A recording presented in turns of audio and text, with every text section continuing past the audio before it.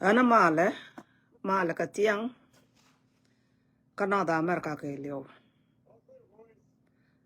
Male ka run wang ka Afrika. Ko ja kutung ba ka yen ja Afrika ana male medit.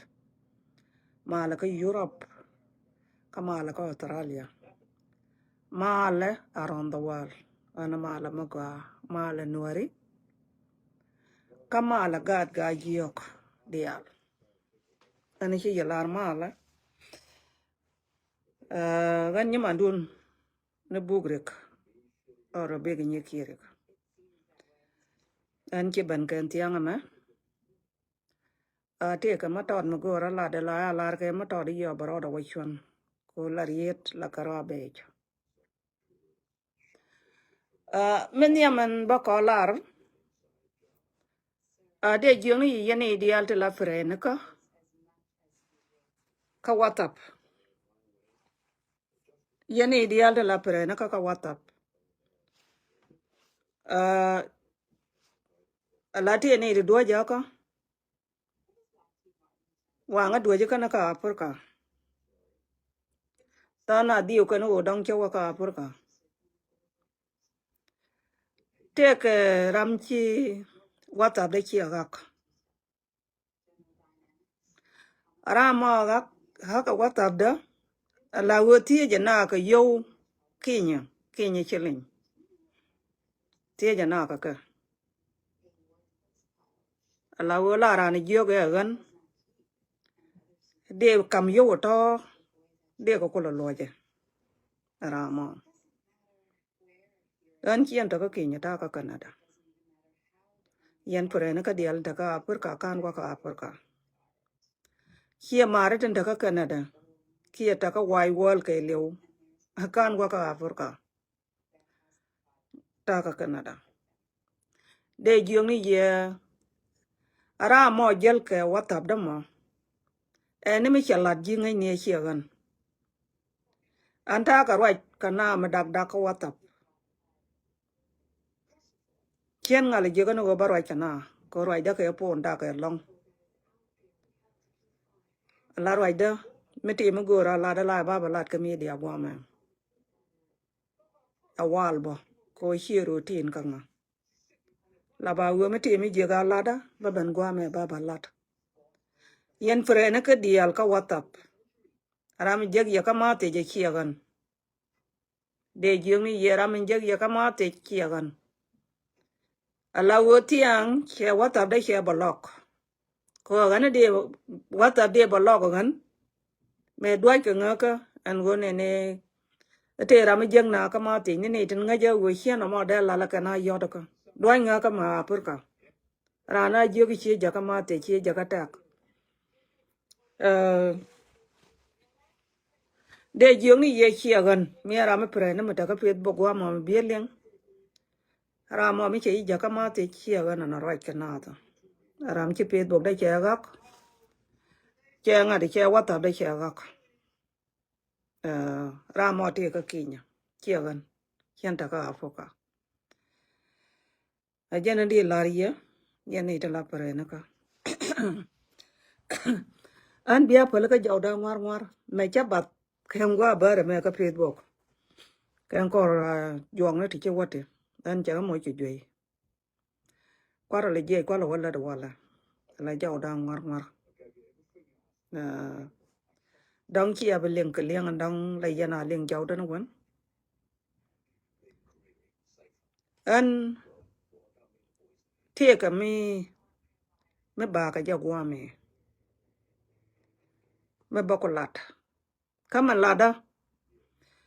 raja ka kon ni tin chiali ga jiok kia ga jiok kana ga gwa kan barwa cha ka gwa me tam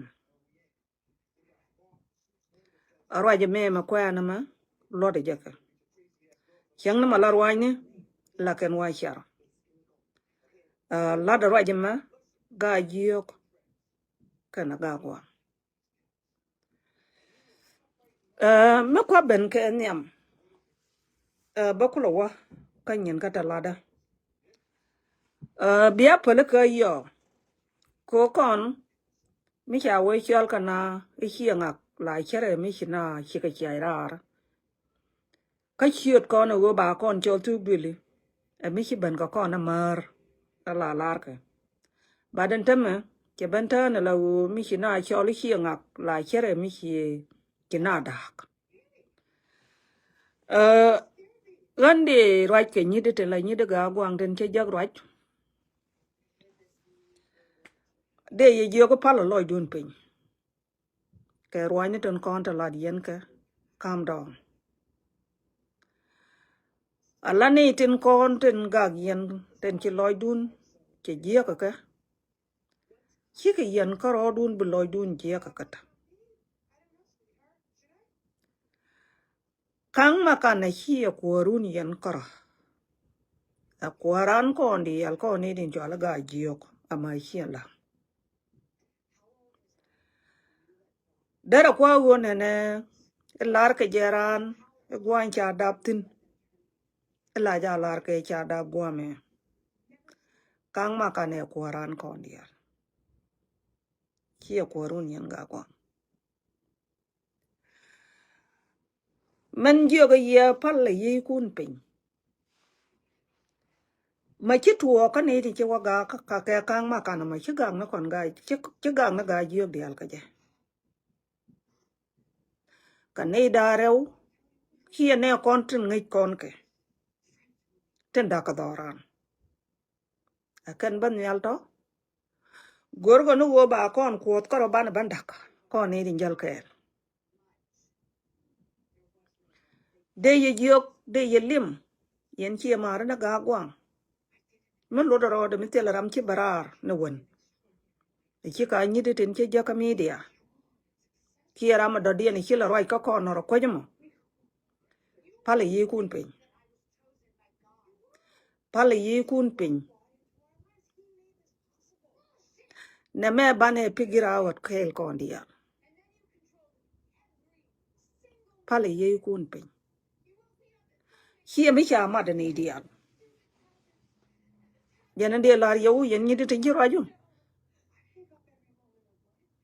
a loy dun che ka je long yana de lar ye yen ni de ye jogo wo mi chen charan go tang mi jiak ara de na hier wu jogo doran gur ka dagde a ji doran ten ngai kon ka gwam ba ka tin de jongi ye kun di al fala ka pin an ba ka lo gwame lo ga ni ye yen ga gwam jo ga ni ye kang makane chi kuarun yen ga gwam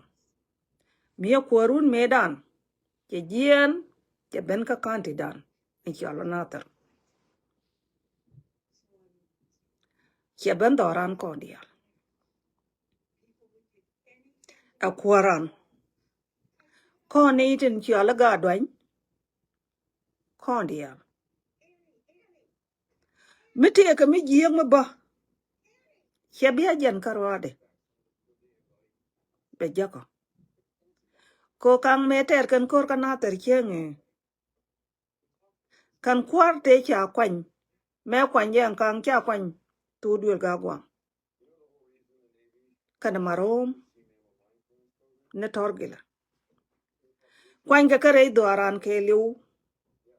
ala kon ga dwan dia me kwany ka chenge me chi daman ke jien edam ne da na mo ngai kon wi mon an wo kwor rewde mi ko kwar kur ka cha kwor nyam cha nak bu kwor rewde badil wo kor me chi daman ke jien cha gwa mo che gwal cha kor ma che ter che lo pinik chang na ma chi jang luin kana tere che ken kwidien che kon lat mung wo den wo kon diel wi kon wang den kang makana ka ngot kon diel kore de jong yi yen chi mare ten cha la ga gwang e ye kun kama ka don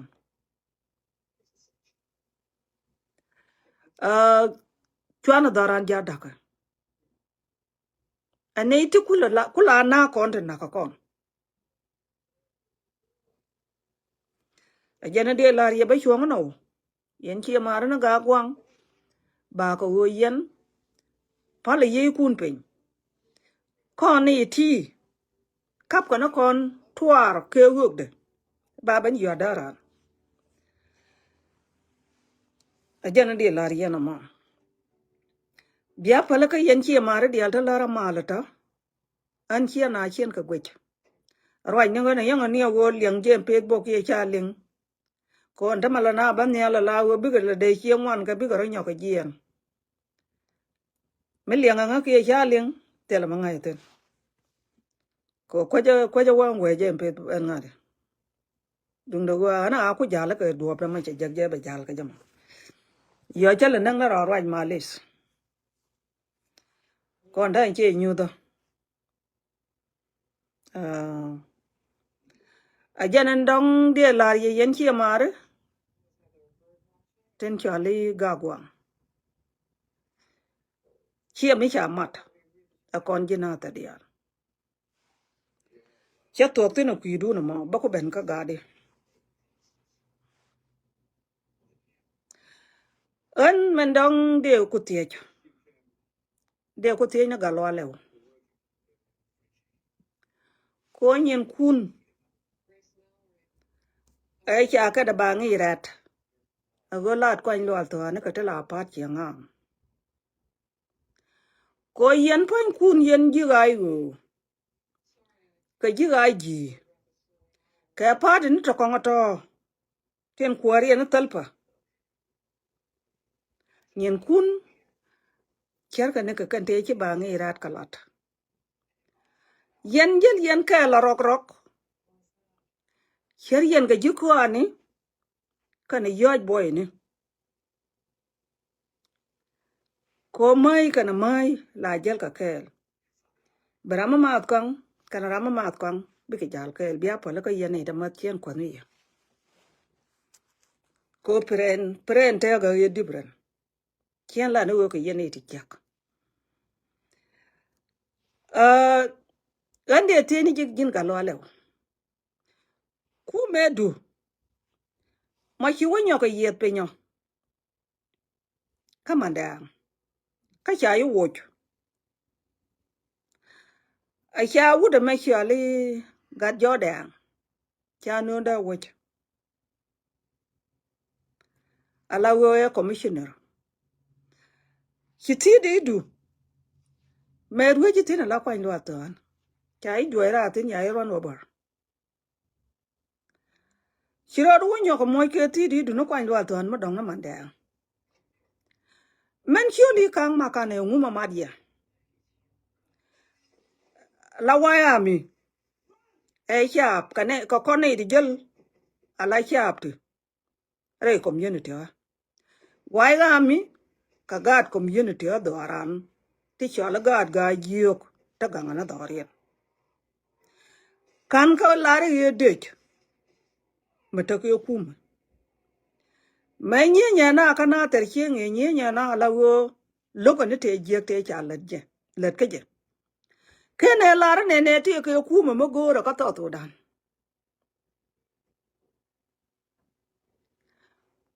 point de ken kana lar kan ga te la ga yok te tie ni te cha la wa ya me te kum mo go ne ka to dan ko ni wa die ne chi kana te du ma cha ling che nge tele kor me de tar ka kwa ndo ta dum chi ku me nong ne ka de je gor kana tele de me de ka nyen ke ja de ka nyur ke ku me de ne cha nong ko mo che ka nyur ka ne dia do re ke me ja gad ga jiok kana gad ga gwang ja bu ko kor gang ka na man kien ka gwan kien ka man kien te ngar ka ngar jene ter kana kan yen ka ruk ka uniform abia ka ngi abia ka mo ke ka ngadini ka mach e ka yen de ga yu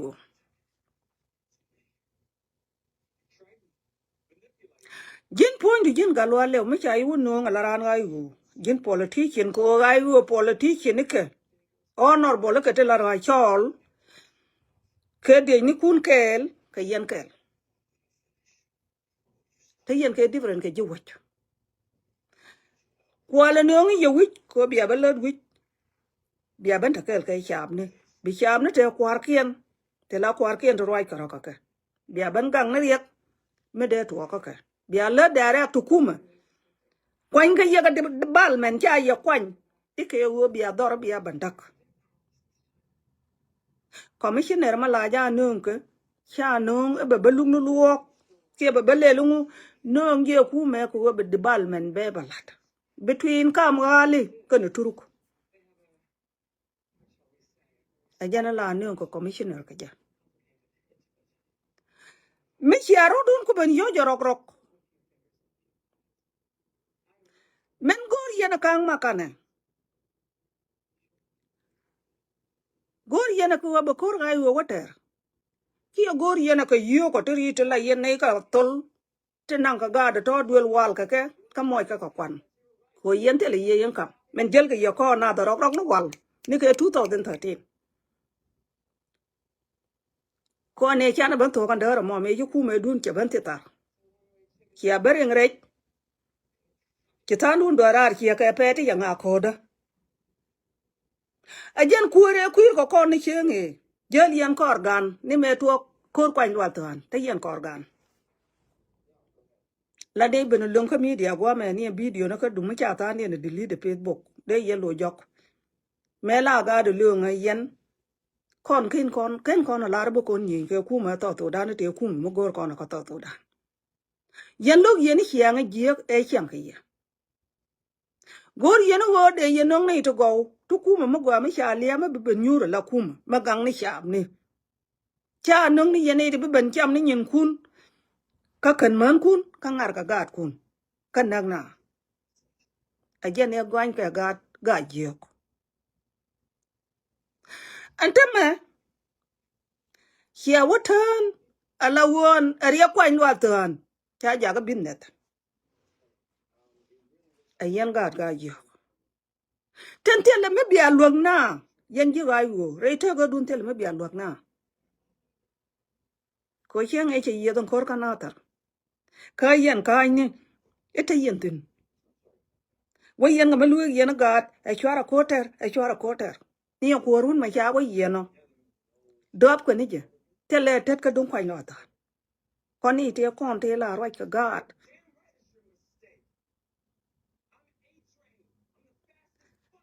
gat ko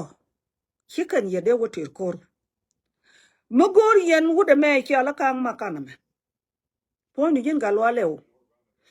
Kuma cha yi wotin. Kitel yen kam. Ka kitel jin gwan kuma ka. Gori kang makana ka yutan totela tolke. A konji community wa. Ba ka won lok ni de jun. Yen ji ayo. Ki gori kang makana. Eke biya ben jogu water kor. Alengu. Ki gori yen kang makana. Ko wa mente ye. Yen neitin politician ni. Allah tek dun. Yendial chen ya dak tele ye different aigo kan gaji tele ye different ko jel yen ka lorok rok yen ga gaji to yen ko konakin ko ndolo wona ga tino garwe po jaran kume rajmi nei do ko ngati tan yen ka gaigo tan yen ke nei to to ke politician te ke mu men ke to gul kyawarum ka lain kel cha kang ma kan wo ku da gal an galam dun madak yang kwai lo to na ya daga ya kor a jelit jangtin keng e pan meter ko kor dol te nyen tan dien ki ko to ko university tan dien ka gal ti chang na high school ni ngadi ni primary karana gor me daka ne na tar keng meter yang kur kwai lo to an cha galam cha mai ki wide nyi ni galam ni ne kana tar ki nyi ni tanat macha gat ku doko kora ko tele gwaje kan mai tin kan dai mai galam dun che dai mai no kia che mai nu me bo kana ka kwan wa ta na bol kana che jot che galam nu kun che kari nyal ta ga che kana gam kana tar man ku yen kang ma kana ku yen wo kut yen daran te ga doctor mi ga ka te ka honorable mi che ga ka te ke dej mi che ga ka te mi ya lo kon che nge ne yen par yen ga do tan kong pan gak ma nye na te ne nye ne de ne te la de ne ayu che nge che to ko lung chuk te de ne ayu ta ka te che nge pa ne che to ko na ter de jo ayu ja ni ana na ter che nge gang kang ma kana ama che na ter che te ke istor mo e kang ma kana kana tor gi len kang ma kana ma ku yen le cho lo ga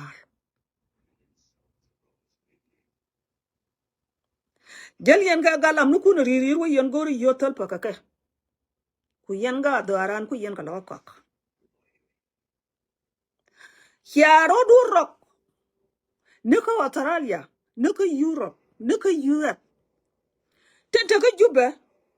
gor ka kang ma kana ko ra mo bi wo no ngen ko ba mo position mo wa nang ba wa nak ba mo position tiri te ku ga yote wa kang ma kana pel ko wo yo bien garan kiran banang bagara ma ben yo ko mo ko yen ki aro du rok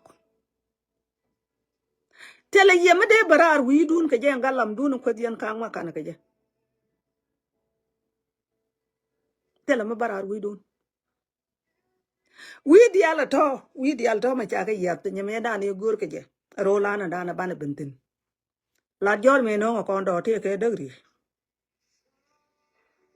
point de la jor te degri mi jel ke je me no ko no kwan lo to ne dial nem dom ma ne te bo ke ri na le ke wit kor ma la ja ter ka la ke na galam ne pin bi ko kor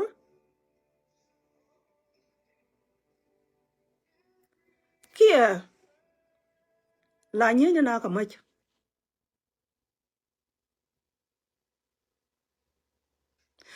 yen point kun ngai ni chenge cha la ga wei po me be ke cha ba ne dial chi ka ti ai chi gar wei ban yen ite de ran ko la yen be dorien ba daga jan ajan ni ga la pojo ko la ya ga yen ga kwan lo to ne ti ga me de yen lo nori mi chi ku pele ku yen dag na do run ku yen gor ga kun wa ne ti chara wa to tin e biya ka wono biya ka ko lo kap gor yen ka position ni de yen ku jo wona ne ci gorun ya goloro lan ka ye kang makana len kang makata ye ko rami ci kan kana ter nge kana kang makana kana dole me shi ala ngade ka ngwane ki de jal ka ke de cha ka kwan mete rami ci kan ka kwan lo don che nge ci kan ka te dun gade ni yen ci ade poji go ba ben le ne la yen dun yoni yo to tol ne ka tet ko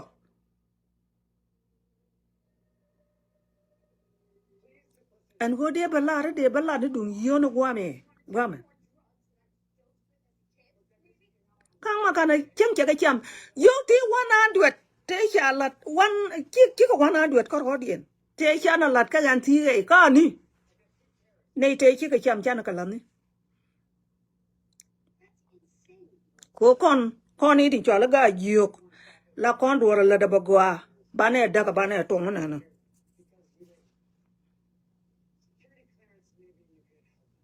do la kon la da bane la da bagwa bane ko no wi to da bane lo ti na bane da ka bane war pe ni na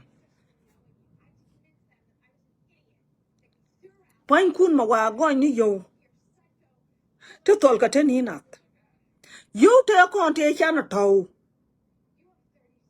tela tolke ka wai world ke liu te tolka ka US UNTA ka ni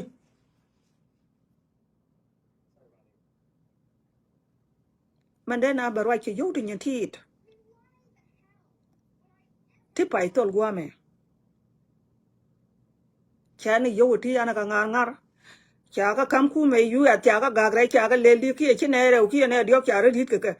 a chen chi kang ma kana kana ga yo to ke lot man kwa lar man yo ti 30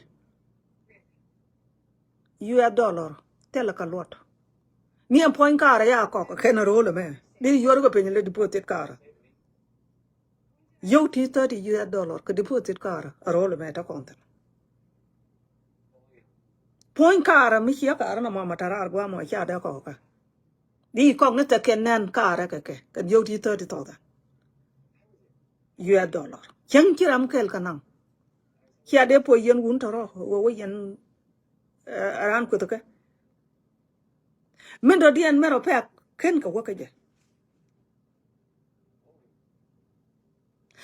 yen gur yen me dag yen daran ko yen ba yen ala cheitan ka kwan lo to yen ga na tar ten yen chi gor chi ara dun wol yara dol wi mon ne me chi ne ngi kon je kenede ni wor me ta na tin chi ni tin ko kon ni ti ta ka kenede ti ba ne la wo ko kon ni ti ngai ling ne wi mon te la mi chi wi da ban yara ro le me nyen ko la wa ka ke gwer ni aral yon to diale ya tol to binaro altinto chini bitatin bangdu no mo me ya nung nei me ya ne chol kon kwar telat kanatar kon kwar pa yamni ka kwana tere chine lar bilet me cha chol ne bangdu no mo chine ger ko ngai ne ne me ta tara ke gayu chine lar kon chine kuma me jel ga jike me tetar me la tiai tar gia be gutar gia chine nyok mit Pany ko chine lara kon mine na gat ko toro ta te boto bine ga moyo kon bine ga moyo wal ku me du ne gor yene ne ka pot yet ka to dan ma keni chobo che je ne go ne chenge chi konde me mat ka lain kel me ya ne chak gyo ga ya ne cha ku ne ga ne ka cha welel ka ne me ka bang ma ta ra ko jube ko nguni lieng jube lok ne lieng de pon jube lok ne lieng de ga jida ko nyen kon dial kon jina te tela ma ken kon atwaye na ter chane la chane dak yo ga dia li rer yo ga to wan tela ram kel euro korpin 120 a year ka kon jina ta dial ka wal ke lew ki ga yar ga yuat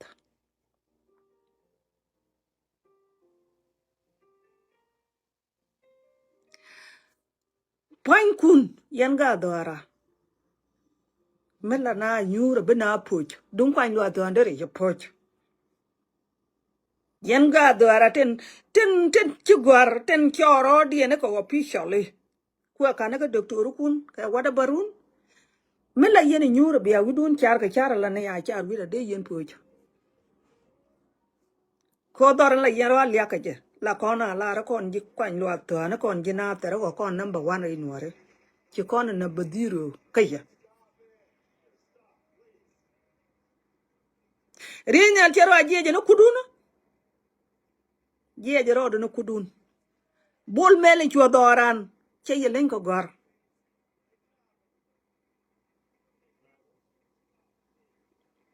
gwa gor tino jan gor yan dial tino mi America te ne yo gor kama America Nairobi tela gwa ken gana ter gwa tino wi mon ma ke lew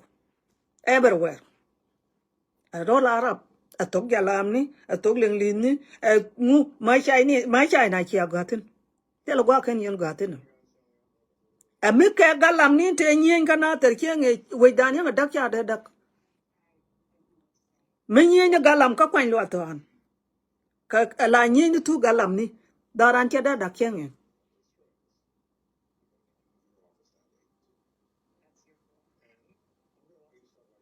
ka ko chi galam cha wa kor lan ke ya a wudan kwa diana lenye yana ka ga ndu eta Nia point dem kang makane ni ne be ni na batrak. Kayen. Nin yen ta ke juba. Nin yen. Ting yen ka poti hien ne te mo bia kwan jodien. Mela ba na ka ni chi ma na kun ga. Ba yu kwan ye ma yu kwan jol doran bun burbin. Jana gorian. Anta mi hiaro dun berokel yen yal. Ku yen nuore ton kon ku yen ko compute yen ga kwan lo to.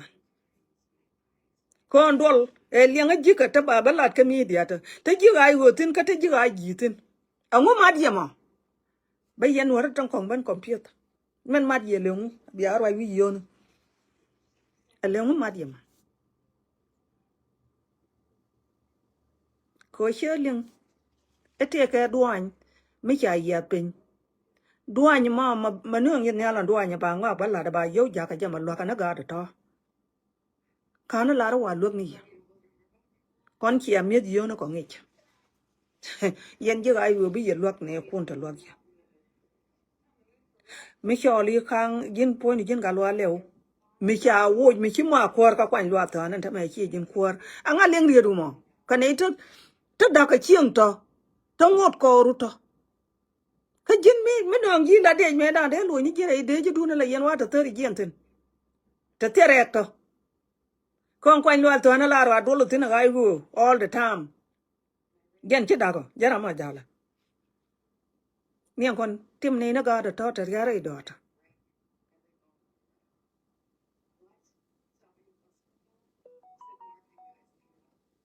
Anta ma ba ye kula tie yen ga tin kula ta aron da kwan lo to an ta ka ron na ter. Ma ku yen la ngar ngar chi ngo. Biya wuni. Ko kan chi ma no kun di al mi chi gur ku gor gwat ka mor ka golu. What about why do ka mor len ka good ka ngade. Ka naru. Bi ka kap ni.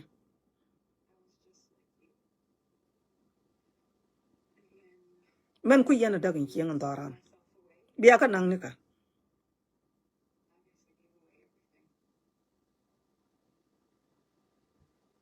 Chi ma ran biya pala ka. Ran dong na kan ro ro chere mena na ne ti to de ko chi ne ti pot chi na de ta bang no na me chi ang ling. Facebook cha rup tel ra mena na ba chien kar ba malad me ling yen ka. Yen point kun yen ga jiok. Me la yen ka pin e dong cha ka biling. Dol hun dol yen na gwa ku ne kon do mat. Chi ne te chi anga chi ka banyal. Point yin ga lo le chi war ga du gor chi yoro re jam. Jogi kang ma ka ne 24 hours. I bro report. We report la ngu ko ji.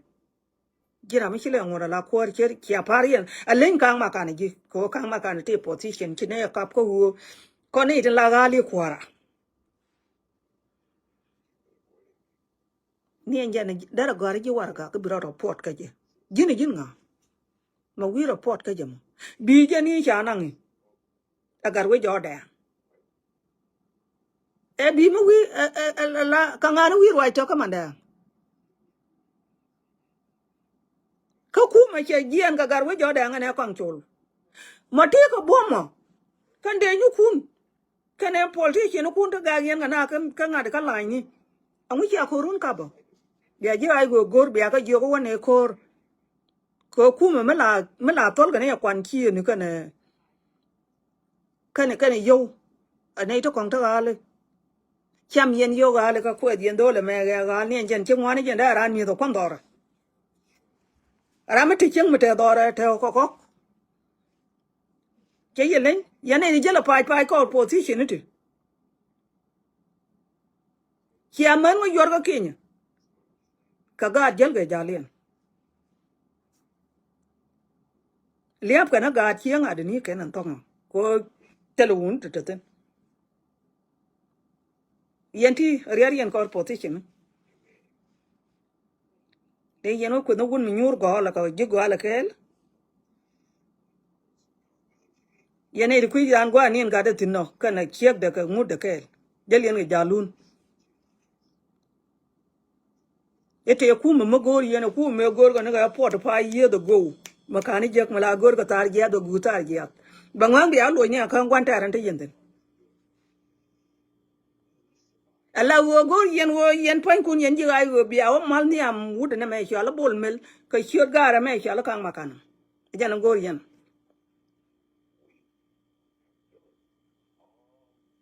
ko bia wala re ne chine kan makana chine gor chine no bia wal ko run right yen ji ay wo ka kan makana bia wanang bia wo jing ni men de la ye yen chi mara ton kon yen ne tin shala gad ga gwang kam dan gor no ba ban yor chia ka ne ti ji chen ti na bur pin ka kwan lo to ni ken be de jekte kon ga yu ne ken ga ji ka na ka na tar ko jel ka kel ta gare ka kwan lo to an ko ni nga lo le me na ka na ti tin kana gar me chi wa ko Australia ma do lu ne dan yen ga ko ma chi lo nya ka Australia e lar gat ku ra je yen ta me chai wo ji bilu mu ko kon bor te kon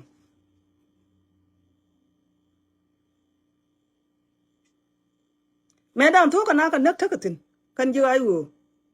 ka ti ma lar ka na mà chứ gà thì của bên ngoài chỉ cần giặc điện chỉ cần yarar chỉ na bên ngoài pat point đi kang mà kana video đó nè mẹ ba nhỏ đi đòn trên là prene ka ka pebok garguar loy do a chi giok con này đông ngoan này ka con gạt ga giok con koru thế này koru con này thì con mi chang bu wu ni jal ga jalian ko wa position gor con man te la position to go ne ka en kulut con man ta ka wai world te la ne ka tet ko ga da to mit ka ne ti tet la ji politics ne ka gor kien kel ti chicken yo pe mi wa gor ko chiot kien ka le dan ka kon ga tin jala ga dwan de ka jakeles yo ti pe ko kon man ti chuk yeb gap ka man le di ba ka jal ko ru ka ga da to tin jel kel go ji tel ram wi ro do gong niam de galwa le chi won niam de chi ko ra na mor a jin la ko ra mo le nga ro ida na me go galwa le chi ngo da la kuor a ji ne wo a kuor we gor ka gar we jo den ka ne khang chu ran le tel kuor gor ka ji me de ji gar war ga a ngo ka na gar we ji gar war ga go be niam da right now ma we gar ji war ga gar we ji ga ngo ka na gar war ga 24 hour bir kuda ma dere wa gar ji war ga bir kam ka tele duunde mi jel ki ji hiu du ka manda aji wa lor ka wan ta ba ai wuje ka gad ga ji ka el ka gad ga gwa mi cha ga ta ka wan ta ki gwa du ma titino a pala mela ni di je i bere bi be lor ga gwa ki ka ga gwa ko rodien ko chi jin kwar ga gwa a jin kwar ga ji ka ga gwa ka ga ji dia ka ga dwan dia ro ji to ama ga nuora mi ka re dun jila korean galwa le de winya ben ba ka korea kap manyan ga ka tel pa gorun dialo me goro ne ji wone ne jini bu wa de je mo yeter kwor hiwa ko kwor ga yu ke chwana yot ki ater kwor ga yu me da ne wiyen kor mo wiyen wo kor te kwor ga yu wiyen ater ki ane benen korun kon man ti to right ni en point community da man na ro jagan ba yo go to lo golo ken ga de me to lo wa ga to le ko wone ne te kor ga yu wi ter ke de me wo ko ru linga gwa ka jidu gwa video na me ba kami tela gar wo jiya go wi tela ngade tel tor gar wo jiya bidi bedu gwa duma bidi tin ken ba ga jinen tela galwa le mu wi niamde galwa le ya kor kam ni niamde kwang chul che kam gar wo jiya akan go kor yen wa go tel kor go ji mutual ka ji ke two thing gor ko no go bai wa ka bai nan ka jube ene ne te wo ji dak chuwa mu gor ka ji wo ne iberke ibikor ben water tel kor wite tel kor ay go mater chen chi je ga jin an go de je mo yana dolo to te yen ke le te ga mo yana gor ka je ibaro do wo wi dun biya wala yen ka tenuari kana te daran ala community ne te chale e ga dwan kiawo ala kuma tel kuma mo yentin ko tel kuma gor yana ka to dan dung jani chenga bater kie beter ji kwan lo atan ka rodien ala kon ginater tin ki ala ga dwan ga gwan kana ga ji ki kan bietera me we wa dung jani la na wal ko tel ram kie plan ni point de kuma dung kana kon ben chenga ji saram de nyinge je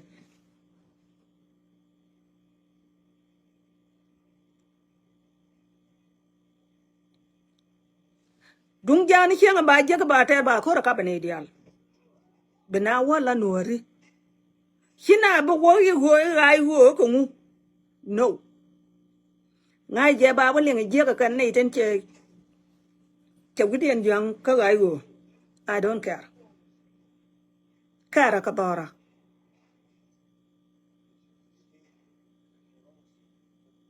point du bay jok leng roi de na me gwa tela gadi ti wi ka ke chenga bi shuru kwani bu wo ka ke bi mat ke ai ho kine ibila kan bo la wo jin kwor ka ngade bi sho wala de la wo chia kwor kuma ya wa diel yen ke wo yene tem me bene nang tin bad man ngodi ye jin kwor wa ya mi thade ka rai ko kon kan kon man na wa ya mi ti mi ke jikel chai de ban to ret ka yo do ko ka wa lat ka tin yo ti let ka ga yo ki ga no har dial kya ka kam ki ki ka jawo ka telat ke tele menang ko tin yen ga gwang aloy dun ci jek te ke dole me mi cha kut ala wunu la kwet ke mani en te ka ra chen cha ga ga de bobo ko kut tele rek en go chal ji gal ci ador kana kala do ta ne de bol ga chi mani ke en to tin ni point en ka ma kana dar do lo ke lenga lit tiede je lenga lit mi che kwet ka chi ji thank you la ka je point lenga lit mi che kwet ka chi ji thank you la ka je ko la ku je chi ku je te le lot yin point yin ka ma kana mi ga de di do lo ke wa ra ke ten ko ka ne de la ri ni ara je ge go dien bol ga chi man dien te ko tin mani ga wo cha wa ke pe nga man da nga me bol ga na te ko tin wa kwar ke nga me jien ga wan kan dol wal an point nga lo le kana ri ma chara ne la tan kan nga lan jo ga di chwara koter ba ku le ben yo go mu ka ma kana da ka me da ta ko ki ga ji kan dia ka lo le chi jane me kana wu da me kana chip mu par man chi ba da dia me no ku mu wi chen e ga ji da ga je na ter bia konta ko da fe de jen chia ma chia da gon ta ma kana din chi je ne chi odien kap ka wan to chi riu dien dia bu lu njok me da ne ter ko kur jala ka ko ru ne te ko ne ngone ka kon gat rol ga gwang tel ga ji to tin na ga gwang tin ko ro dien ne ka me chi na nyen ga jala bla na put ya wata ga wen mi chala dwal kwan me ya ya tin ni chi na da ni chi mbo lon tin cha wata ga bar lwal mata ne tin chala chi na da ni chi ngon tin tan lwal tin mi la we chi mi nyal kwa kana ka ngade kwa we wan mi yang kana we tu ton yang kwa ka pel ko wi di yet jikien akwa kana wi ngol ko la be ban ya na ka ngade ana ma ke liu ka ga yok ta chi wang tin te nga tin cha ne liap ka dak te ko de la ko ni joy ke ka ne de ya joy che nge chi ka bulun kana ter kan dia daga je we chi ma chi adago ne de bi a lor wa tin to ala ya ne ana warwe nye kier ka kam jur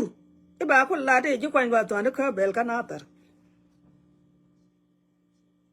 ba ka benu e bi loy ku ma ka dun ku la te di na lu wi na ti te na ka matare adungu ka bel go bo de ga cham bo ka cha pa le yo ta ma ja kwan wa to but ko na ter cha be ter ka te dun yen ji ayu mete dunun mete yana tareke campaign yana na kur ne te korun ba ne ko ya ko ter hine ye pal baka tenutin kengan ki kan je kan gat ko kya ka chol ko tet u ya ter kur kengan ki kan nyoga je da ne cha je dor yana ngar jangar bu ko wala pan kiyan roi de man tok an balad ya gwa yar jen kiyang ye ma cha yar gwa biya jalte ne nuora dal ka yeni kiyang ya mai kwan lo tan cha yot yan ga na ter ni ga ne ta ke hop ala ja la ra dung na ter me mi e ba ka gor mo mumen wala la na nothing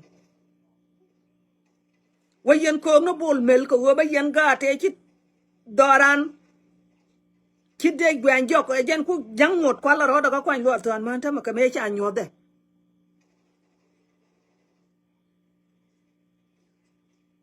wa yen gor ga ko ko no ti cha ro dien tok tin bia ga bano ko no position e ka bol mel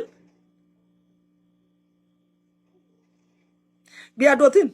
another ni bia point de bia lo le malel yene jama ye ma jene de juno anga ni bia lo yendo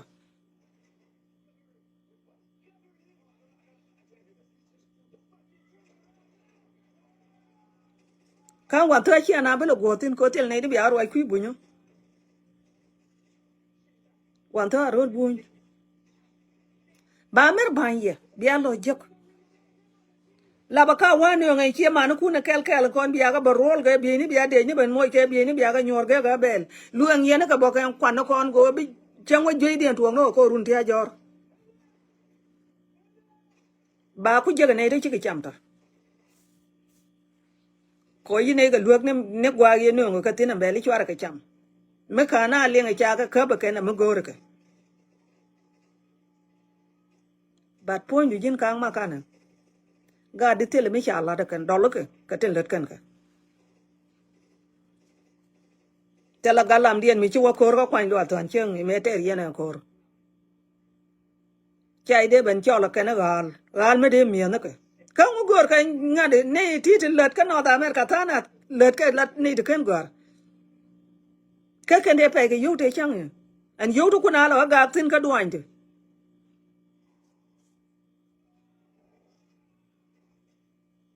tela galam la ki ga wi yo ne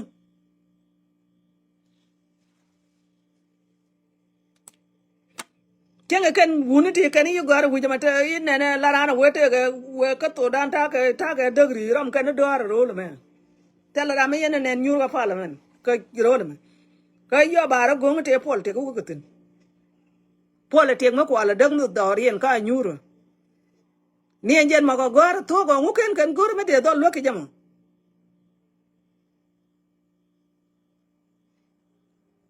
teng ne na to ro che ba ben kan te da gan ko na tarar ten to ko da re we che kan ba ben te da dien da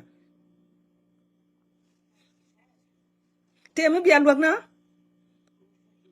ama ku yen te yen ga na ter ya gara ber wer kiana na lo ku me ya da kin chieng ni chieng ya ji ga chwa ja ga top cher yen ga media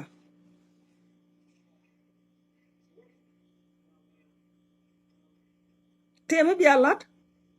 le ba kang ma kan e lon wi a ke ga go dun ga de ga ji dun la de nyin kun ka le dun po ni jin kang ma kan bi ni biedu jala kel yen gad ku toro ko ri ni gan ku tin ka gan mor ko kon ba ga jal ko ru kon man ti e ga yo a jel ga jale yar ga widun e ken politician e bi ya kuma de tela korma de ter ba nga tela me bi ye chol ba nga chol yang ni kan wu no ga ja te ra chen e chol kan ju ben yal di nga nyu ta ka ga ben e kon ga ku ne ti ta nyal te e chi kan po che jen ye ga kan yen ne ti ya li ji nga de te ba dole me ben kuta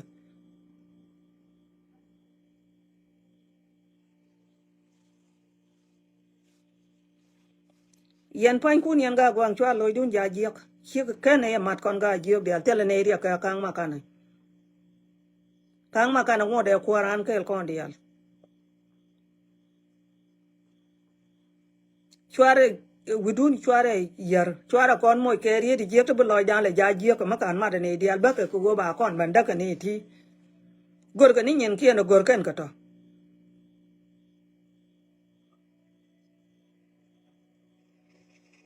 ba chi ka pel te ti jel kor ga yu ka ti jel kor ga ji alaw tele chi ka chubrech yo ye ko ne aram kel ku moy ke metod bu ko ne congratulation ring na ko re te me ba ji tin ko tele tar ko nuor yang ya kam ne le nuor mo dong mala ko ga yor te nuor mo ko nuor dong a yor ay ngwana ga ni kiera me mate gwa la de tin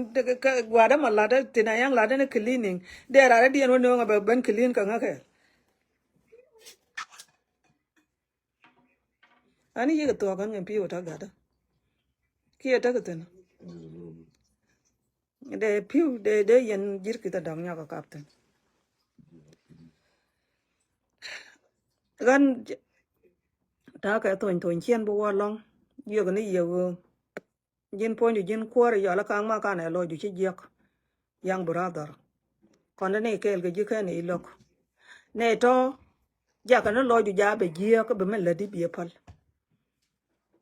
ka le ni ka na ka an du ta ko kre di din chi akamrar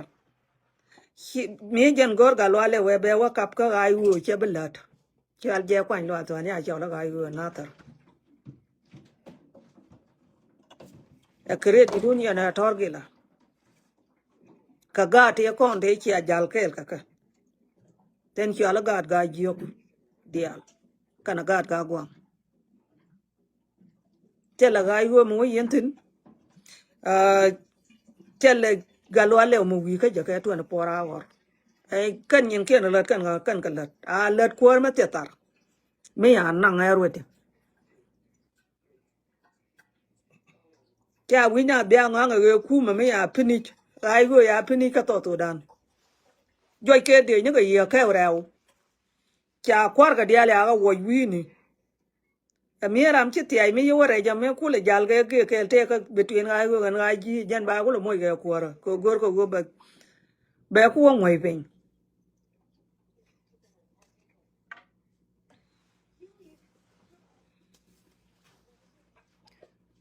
beni bedu mete ga nyen kun do lat yen ke wi ga nyen kun do lat yen ka to le ba kang ma ka ne lon yen ga te cha le ga na terin kanet ta ga galam ni ko gwar me jete tar garu ni yer ye gar gwandu ne a ga duelo ara mi chi ma gor ma chal gara ma rama ke ngade chal yen kang ma ka ne ya gal ka kang ma ka ne chia de yu tong na ga talpa chang man kwa la na ga dwai dwal point talpa an kap country cha gwar wena kan tam yang ulel ani che PhD ga dual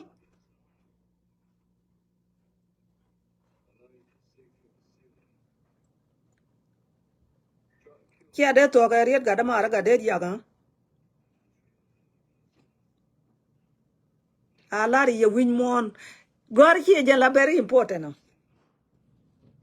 very important ma nya me ma ndu da me lede kana wo mi jira ma wat ma ter ko kan dare de yen tok PhD cha ga dual ag ngade grade 1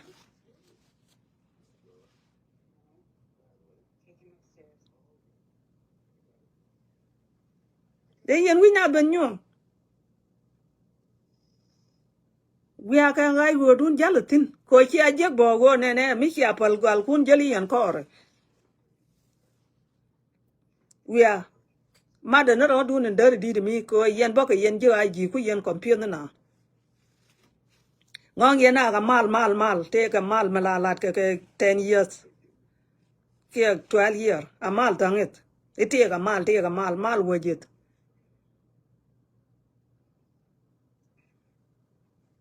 an barwa da ba kap chong yene de la jal karina ber koran ma gori bana bala da ber ko ina rodien bi yak an jo ni yen gad ga gwang loy dun chi je ka te ga dun cha kwet ka ma kan chi ga dun ko ro ga dan ko ndial ne ti te min kan ga pa na lot kan na chi chwi te chi kan poch a go chi wai dak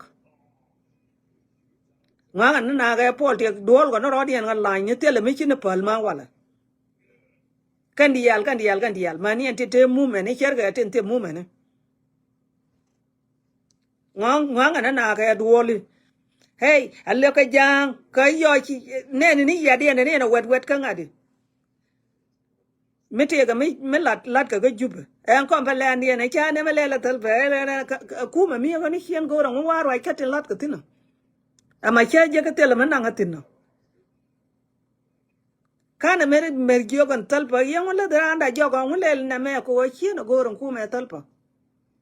te man nga tin kayen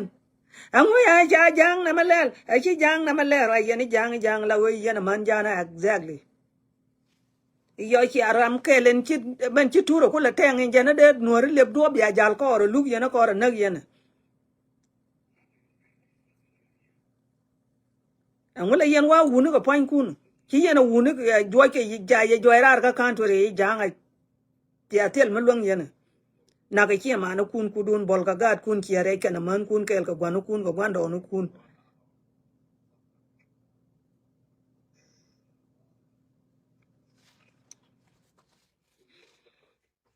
gan ber wa da be chong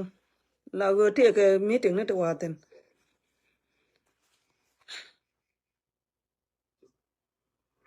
kane yen wore biata mal oda wa yo kutongo war ba lat ba lo la di yo run wang nyen dwara tiri kya kutonga jin go chi ko pel tel ko ba na nang tin ram gor ngade ram gor go betek de go na ra ka na tar